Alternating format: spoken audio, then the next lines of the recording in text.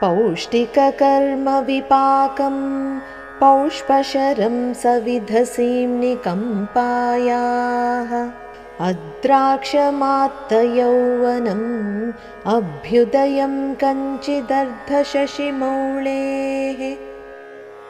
पौष्टिककर्मविपाकं पौष्पशरं सविधसीम्नि कंपायाः अद्राक्षम् आत्तयौवनम् अभ्युदयं कञ्चिदर्धशशिमौळेः।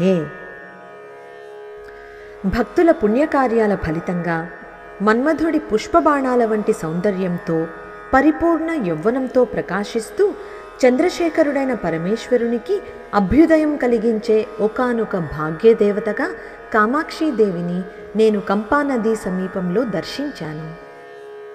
ఇప్పుడు మరొకసారి శ్లోకాన్ని చదువుకుందాం.